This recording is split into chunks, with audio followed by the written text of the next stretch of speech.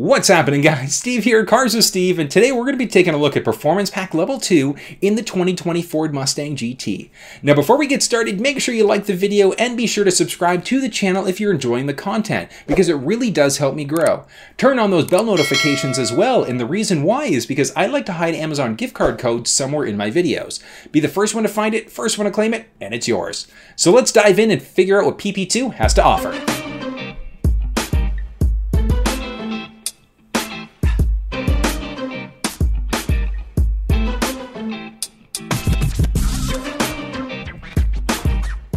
Alright guys, now I am excited because we're going to be going line by line and figuring out the technical side of Performance Pack Level 2. So we're going to start off, let's actually go to the Ford.ca website. It's going to be the same if you're on the .ca or the .com. So Performance Pack Level 2 is available in the regular GT Fastback as well as the GT Fastback Premium. So you can get either the cloth or leather seats. Again, really just a matter of personal preference which way you go. Now there are a couple things to point out. Ford has unfortunately messed a couple of the images up as well as some of the features that are included on the website. So taking a look in the 401 version, the digital dash is absolutely correct. However, we are missing the gauge pack. So if we go to Performance Pack Level 1, just to show you what that looks like, this is the gauge pack you're going to be getting in Performance Pack Level 2. It's just for whatever reason, the Performance Pack Level 2 image is just incorrect. So you're not going to be getting 3 fans. You're going to be or 3 vents, I should say. You are going to be getting the gauge pack instead. One other thing to point out is that it is showing the Torsen differential with 3.55 axle ratio in an automatic transmission. Now guys, if you're an automatic driver, you are SOL. You're not going to be able to get Performance Pack Level 2 in this vehicle. It's just not available as an option. So I don't, like, Ford should not have this in here. Performance Pack Level 2 is only available in the 6-speed manual transmission. But the idea of this video is to go line by line and essentially break down each individual feature, what's included in Performance Pack Level 2. And the idea there is to give you an idea of what is it? Is it important for you? Is it necessary? What's included? What's going on? Let's dive right into it. And we're going to start off with the technical side of things of 3.73 limited slip axle ratio. So the limited slip rear axle ratio, also known as the final drive ratio, essentially what that thing does is it converts power from the engine into something that will turn your wheels. So on the technical side of it, we look at it and essentially power, you hammer the gas pedal and power comes from the engine, moves into the transmission, down the crankshaft, into the rear differential, through the axle cranks, which then rotate your tires. So if we look at the gears themselves are referred to by their ratio. It's either going to be a 3.15, a 3.31, or a 3.55 in the EcoBoost, or a 3.31, 3.55, or a 3.73 in the GT. So what does that mean? So the ratios essentially mean that your drive shaft has to rotate a certain number of times for your tires to spin once. So if we look at Performance Pack Level 2, it's got a 3.73 axle ratio. That means that your drive shaft has to rotate 3.73 times in order for your wheels to spin once. So it's very straightforward once you actually understand the basics of how the dynamic of it works. So then that begs the question, why do you want to change your axle ratio? It's a great question, because if you go with a higher ratio, it's going to give you quicker acceleration. It means you're going to be quicker off the line when you accelerate. So you're going to want a higher ratio if your end goal is to get that feeling of being pushed back in your chair when you hammer on the gas pedal.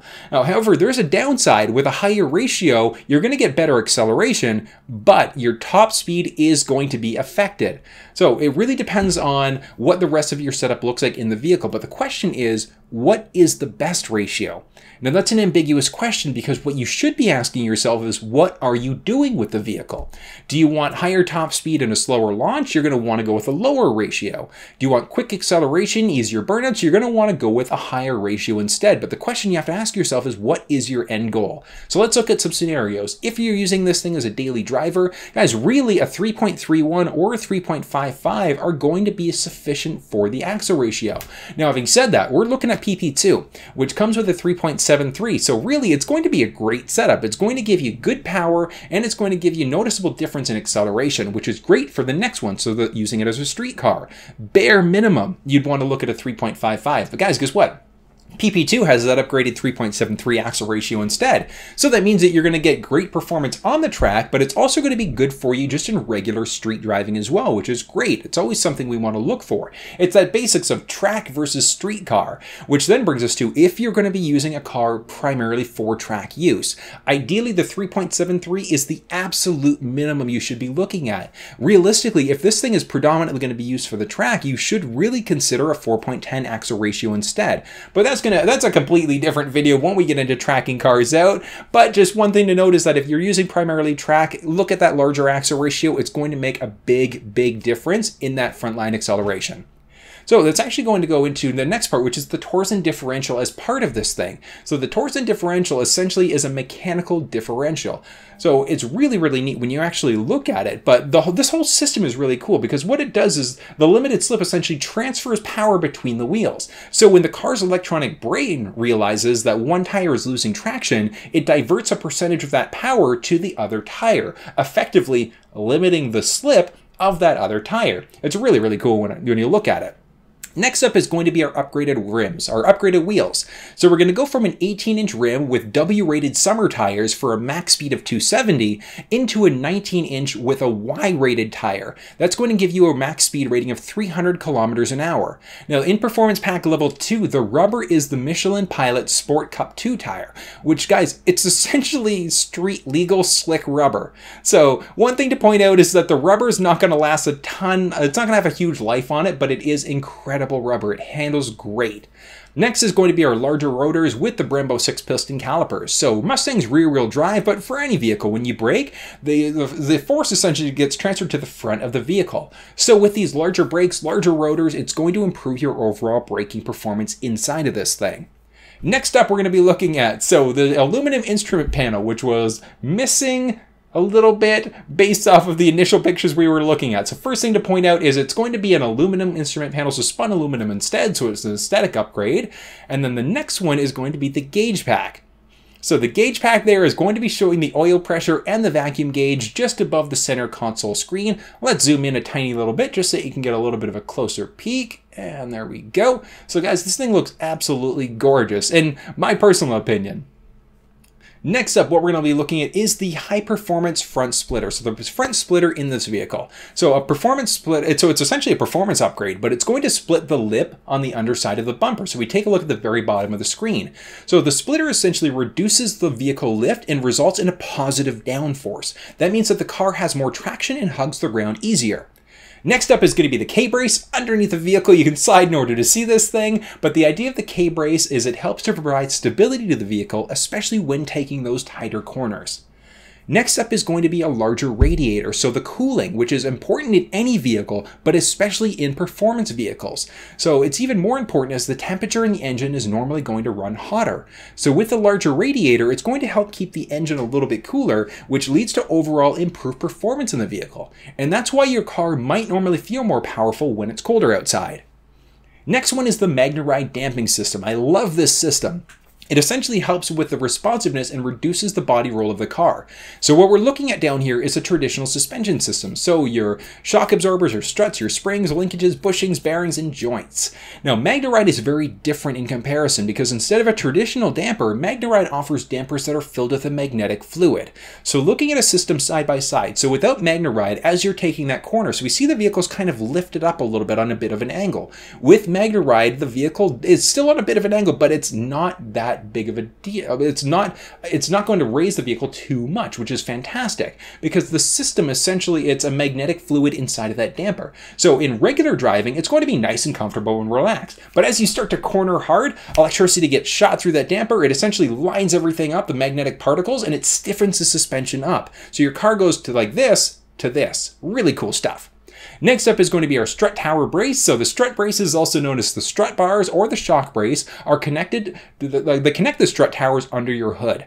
Now the benefit of the strut bars in a Mustang is that it does give you better responsiveness and it handles sharp corners much easier. Next up is going to be our unique spoiler, so a little bit of a Decklid raised spoiler. It's not too big, which is good, but the idea of a spoiler is it again brings more downforce to the vehicle, which increases the grip on the road. Now this thing isn't too large, which is great, because you don't need one if it's going to be a regular street driver. However, if you're considering something track, you're going to want to look at something that raises a little bit higher up to give you better downforce. Next up is going to be our track chassis, EPAS, ABS, stability control tuning, track tuning, guys, essentially across the board. So seeing as how the Mustang comes with a larger axle ratio, we have to match the changes. We have to tune the vehicle to match the changes that we've made. Otherwise, the speedometer is going to be off and a number of other things may not support those changes. So the strut, the springs, sway bars, etc. are all upgraded. So having said that, looking at their track rear sway bar instead, so this thing has also been upgraded. So the sway bar, also sometimes referred to as the rear anti-sway bar, is a component of the vehicle's suspension system. Because the stiffer the suspension, the more stable your vehicle is going to be and the more it's going to hug the road as you start to corner. Now with the GT Performance Pack Level 2, this sway bar is going to bring better overall stability. Now one thing to point out is that this specific bar is 67% stiffer than the one that comes in the standard GT.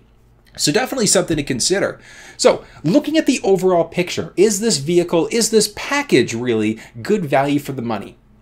If you look at the difference between Performance Pack 1 and Performance Pack 2, the MagneRide system is one of the big changes that you get, which, again, if you try one of these things, if you test drive one with the MagneRide system, you will absolutely notice a difference, especially as you start to hug those corners.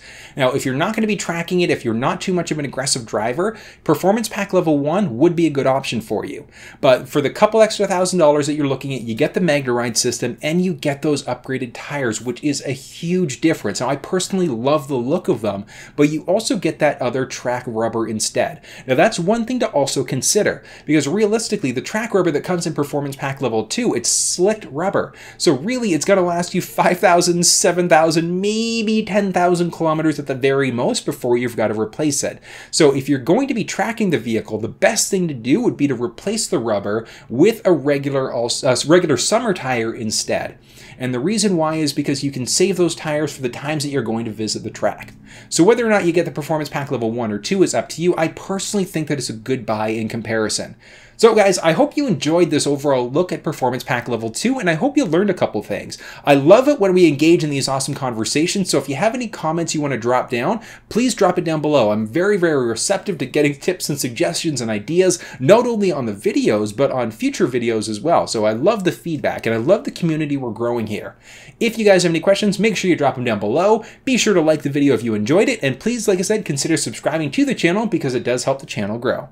Until I see you next time, guys, stay safe.